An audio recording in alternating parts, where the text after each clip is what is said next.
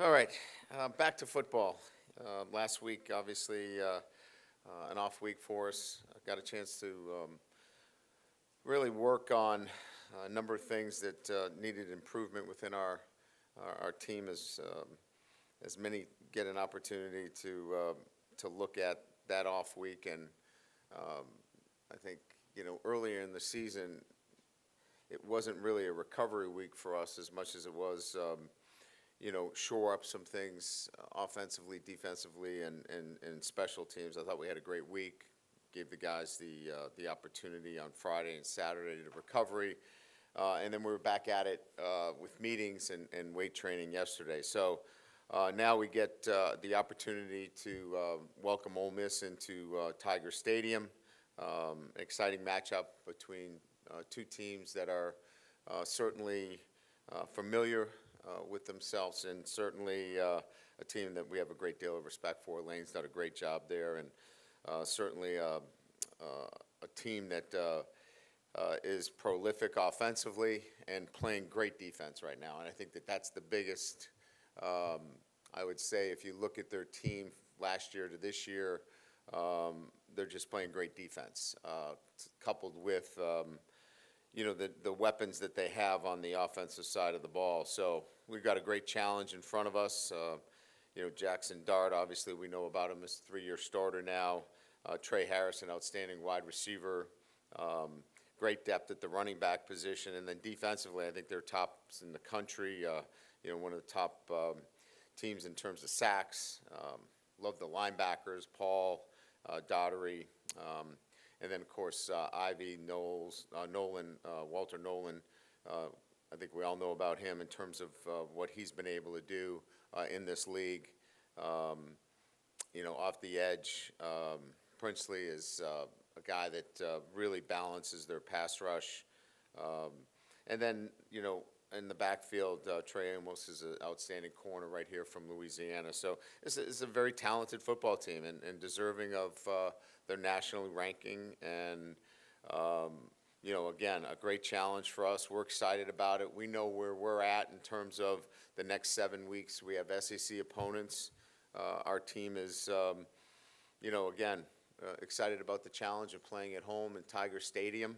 And looking forward to a Saturday night in Tiger Stadium on national television. That's why you come to LSU, and we're excited about the matchup. So with that, we'll open up to questions. Brian, obviously, when you look at your defense, basically from this game last year to now, where do you think y'all have really improved, and where did you kind of want to work on during the bye week that you need to keep getting better moving forward? Oh, my goodness. Obviously you're going to turn on the film from last year and you're going to look at it and go, okay, that's not what we want to be defensively. And, trying to do too many things. Players that, certainly would say that, from a coaching standpoint and a playing standpoint, we're much further along. That's not the same defense. So, look, the game comes down to when you're playing an up-tempo team like Ole Miss, you've got to get lined up. You got to get your cleats in the ground. You got to tackle. And I think we probably talked about this last year after the game. It, didn't tackle very well, didn't get lined up, and it didn't play fundamentally sound football. And so, it starts with that premise, and then you move from there, right? Different looks. Try to get the quarterback off schedule, and at the end of the day, try to make any offense, regardless of what they do, one-dimensional, and that we'll try to do that again this year. Coach, the scores, the parity this past Saturday, is that here to stay because of NIL, transfer portal, and your thoughts on the weekend scores? Yeah, I mean, I think it's too easy to kind of just, have a sweeping generalization of what happened this weekend. But I will say this, that each weekend is a different weekend in college football. And doing it for as long as I have done it, I come at it each week with that vision of you can't assume anything when you're dealing with young men that can be easily distracted today. Because the distraction is the enemy of being able to do your job to the best of your ability when you need to do it. And so, look, across the board, there are really good players. Everybody's got scholarships. Everybody's invested in their program. So one thing that I will grant you is that, there are really good football teams across the country. And if you're not prepared to play your best, then certainly you can get beat. And I think we saw that this weekend. But whether it's NIL or whether it's the transfer portal or, I don't know that that's necessarily the root cause of it. I think it's the investment in college football across the board. And the fact of the matter is it's so much easier to get distracted. There's so much information out there. And I think the teams that do a really good job of not getting distracted from week to week are the ones that can stay on course longer. Coach, for your younger players, Deshaun Spears in the back end, Caden Durham, and a lot of other guys that have gotten action, what can the reset of a bye week do for them, where maybe the first couple weeks they're bright-eyed and obviously kind of, drinking through a fire hose, you could say? What can that reset do for them just to be able to carry them throughout the rest of the year? Yeah, good question. I think what it allows them to do is look at the game from a perspective of you still have to be able to play it as if you were in high school. And so what I mean by that is you still have to play fast. You can't overanalyze this game. And I think when you're young, you have a tendency to take in too much information, and it slows you down. And both of those guys and their talent, they have to let their talent speak for themselves. Now, it doesn't mean you forget all your teachings and you don't trust what you've been taught, but there has to be that end of, I need to go play, and I need to let it go. And I think the bye week or the off week allows them to kind of look at it and say, you know what, I know what I'm doing.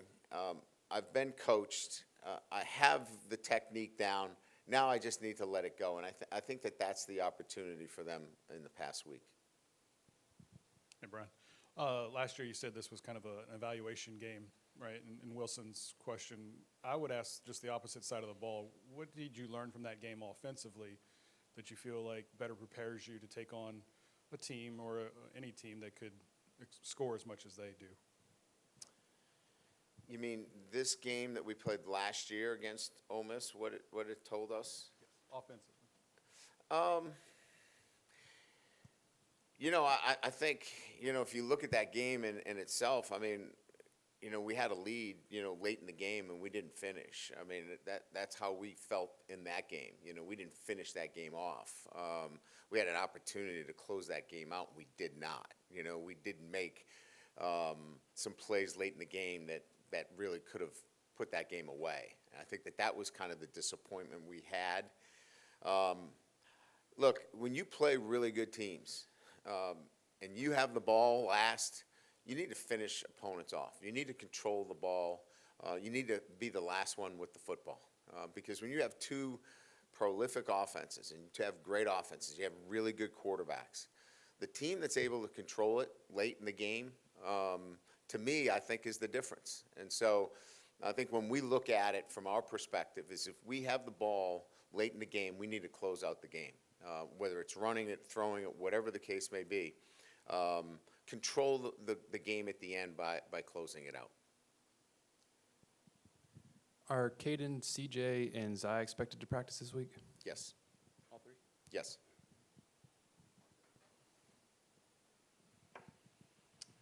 You've spoken some this season about just how the coordinators have really been kind of trying to learn the personnel packages and just guys that are, should be playing with whoever on the field at certain times. Just what did the bye week do, I guess, for you guys as a staff to kind of reevaluate and kind of assess what you want to do with the roster and kind of the personnel going into, obviously, the next 2 months of SEC play?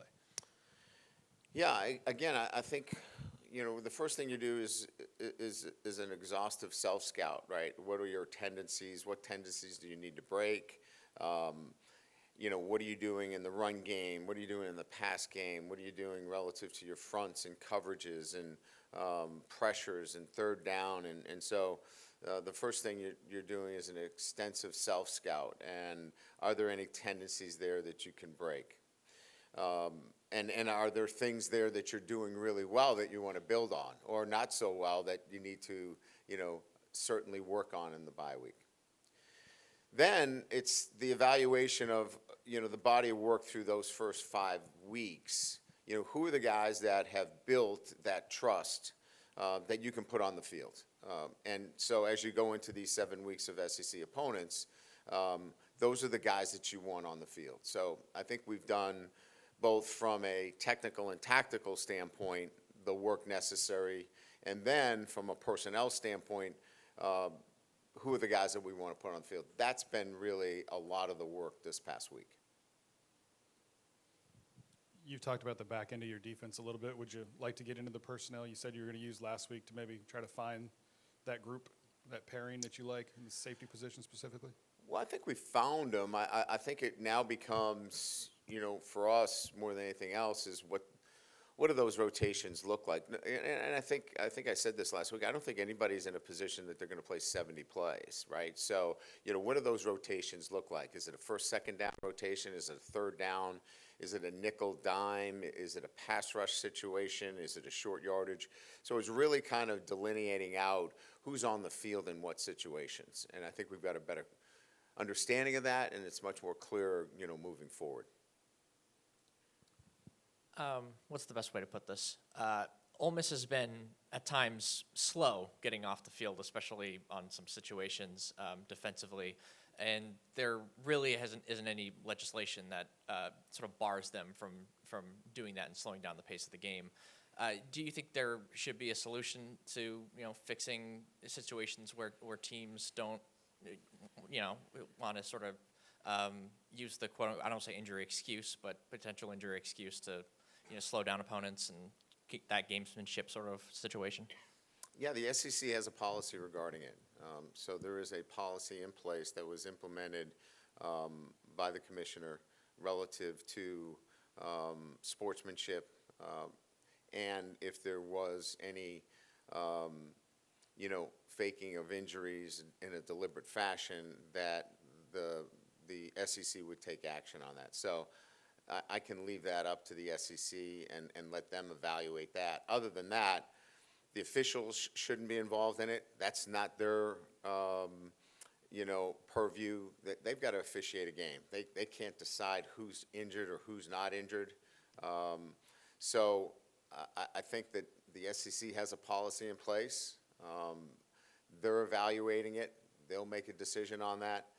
As a coach, you coach your guys, and you try to play through any of those instances, and we let our policy from the SEC kind of handle any of those instances.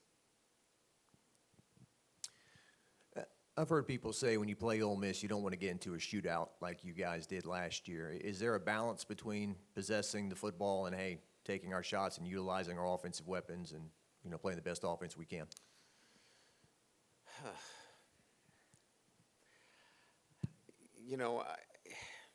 Those questions are, assuming that you have, strengths on either side of the ball. I mean, I've always felt as a head coach, you're trying to keep the points down, right? And you're going to do whatever's necessary to score touchdowns. But you're presented with the team that you have. And last year, clearly we were tilted one side, and we had to play, unfortunately, the game that way.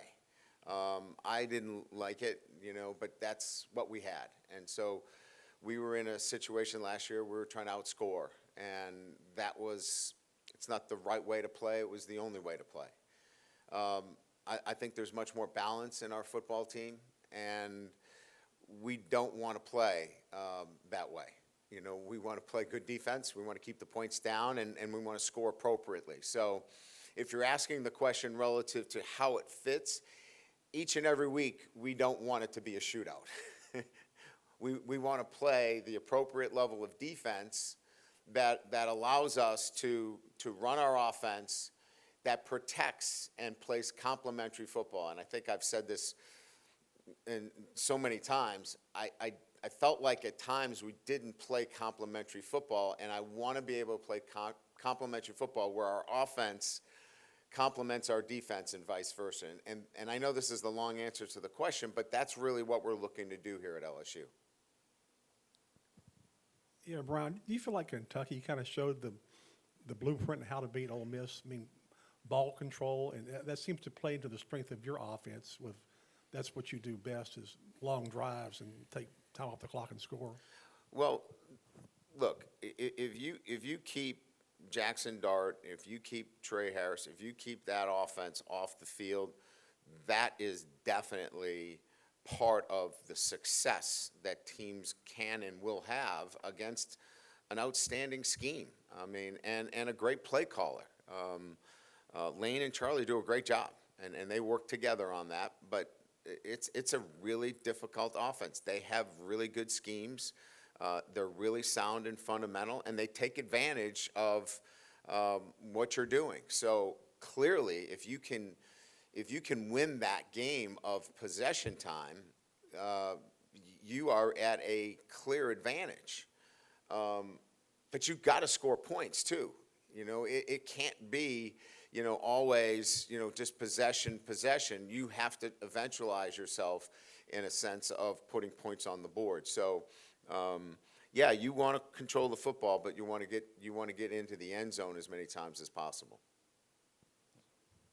Over here, hey, maybe you can touch into your background on in politics and narrative on this one. Just wondering, over the years, your impressions of Lane Kiffin as a communicator, both in the way he communicates to the public about his team and about opposing teams and high-profile figures in football. I just think you have to look at how many followers he has on Twitter. I mean, I think that today he's got a blue check mark, doesn't he? I mean, isn't that how you're regarded? Look, you know, Lane has a positive outlook on the game, and he certainly has been a central figure in college football. He can poke fun at himself and others, and you know, I think he's good for college football. No, I mean, you know, we like to have fun back and forth, but at the end of the day, we're both college football coaches that enjoy, you know, developing our teams, and you know, we went against each other when he was at USC and I was at Notre Dame, and you know, eventually when we get on the field, we're fierce competitors, and we want to win. And Coach, over here, so 2 questions. The first one, how big of a week, I know it was asked earlier, about some of the young players, right? Especially at the linebacker position, too, Xavier Atkins, Devon Keys, getting them, just preaching, reiterating them, since they're going to take a big step forward and getting some reps. And then also 100 years in Tiger Stadium, a big game against Ole Miss. Obviously, LSU Ole Miss has had a lot of classics in Tiger Stadium. So can you just elaborate on just how big the atmosphere can be in a top 15 matchup as well? Yeah, so, you know, the fact of the matter is we have to play some young players, and Keys, Atkins, we've already mentioned the many freshmen that we're playing on defense, and we've already talked about, you know, Jayden Durham on the offensive side of the ball. So that's the reality that we're in, and I'm okay with that, and these guys have done a really nice job of coming on. That next form of development is at the linebacker position, and they're getting, I think, more and more comfortable with what we're doing and what Blake is teaching, and so it's likely that you're going to see more of them as the season unfolds. As it relates to 100 years in Tiger Stadium, I think what I'm excited and our players are excited about is an SEC game, right, in Tiger Stadium. I think the energy, the excitement, not that it wasn't exciting for the other games, but this is different, right? I think it all just kind of rises to a new level when it's an SEC opponent in Tiger Stadium. It just, it mixes differently, and we're excited about that. Brian, you've seen a couple of years of Jackson Dart. What have you seen as far as his growth, and how advantageous was this year's schedule for giving you looks at some of the things that he is capable of doing?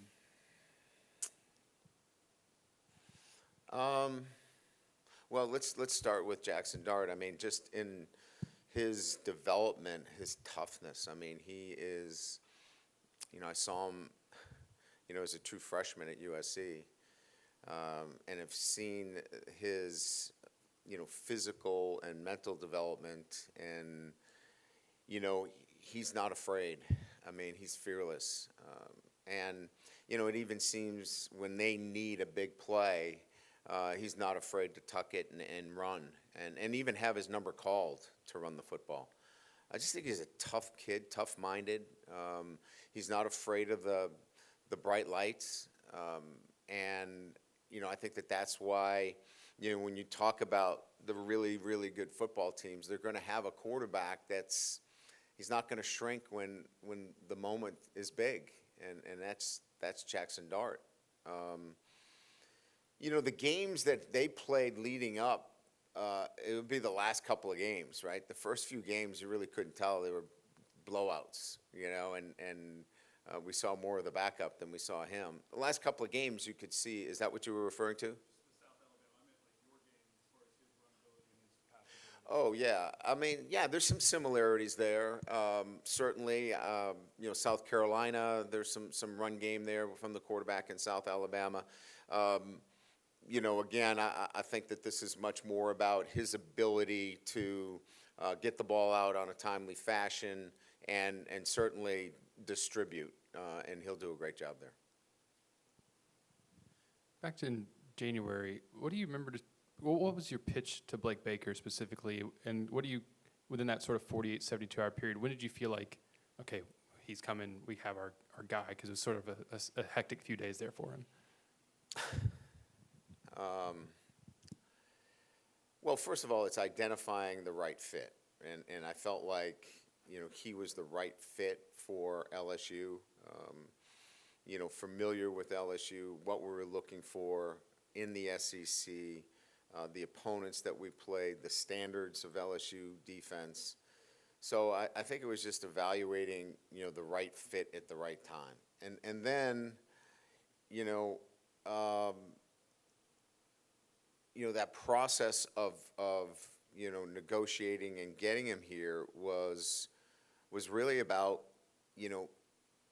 bringing LSU back to the level that it should play defense at, and that challenge.